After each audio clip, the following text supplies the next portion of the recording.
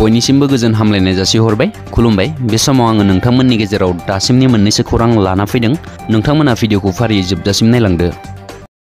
फेरगावआव ना फालांगियारिफोरनो आइस बक्सजों लोगोसे साइकेल रानना होदों बिटिआर सरकारनि ना फिग्रा बिफाना ना फानग्रा सुबुंफोरनो बेसेन नाङै आइस बक्स आरो साइकेल रानना होदों उदालगुरि जिल्लानि सिङाव गासै सा 77 फिसा ना फालांगियारिफोरनो गंफायै आइस बक्स आरो गंफायै साइकेल बेसेन लायाजासेनो राननानै होदों फेरगाव जिल्ला इउपिपिएलनि आफादगिरि निर्मल बर' नेहाथारि एन्टनी बसुमतारी फेरगाव ब्लक इउपिपिएलनि आफादगिरि बुद्धिराम बर' नेहाथारि प्रणब बर' मोना बाहागो लानाय साइकेल राननाय आफादाव बिटिआरनि इएम दावबायसा बर'आ साइकेल राननाय हाबाफारिखौ जागायो बिथाङा फिसा फिसा ना फाननाय फालांगि खालामग्रा सुबुंफोरा बे बिथिंनि गेजेरजों राङारि बिथिङाव गोख्रों जानो हागोन आरो नखर सामलायनायाव गोबां मदद खालामगोन होननानै फोरमायो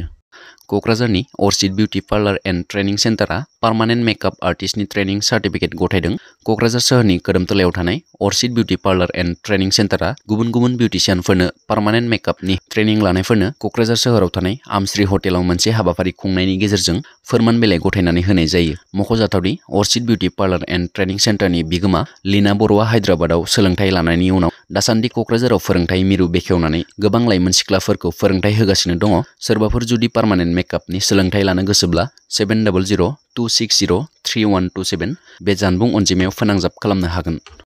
गाब फोरबोनि गेजेरावनो गसाइगावआव गावखौनो फोजोबनानै लादों सासे सुबुङा गसाइगाव महकुमानि सिङाव थानाय पदमफुख्रि गामियाव गाब फोरबोनि समावनो गावखौनो फोजोबनानै लादों पदमफुख्रि बनपारा गामिनि सुरेश कर्मकरनि फिसाज्ला तिरेन कर्मकरा मैया फुंनि 5 रिंगासो समाव गावनि न' साखाथियावनो थानाय फांसे बिफाङाव फासि नांनानै गावखौनो फोजोबनानै लायो तिरेन कर्मकरा जाथायखौ खौरां मोननानै गसाइगाव पुलिसा गोथै देहाखौ खांना लाबोयो पस्टमर्टेम खालामनो क'क्राझाराव मा जाहोनाव गावखौ फोजोबनानै लादों गुबै जाहोनखौ दासिमबो मिथिनो मोननाय जायाखै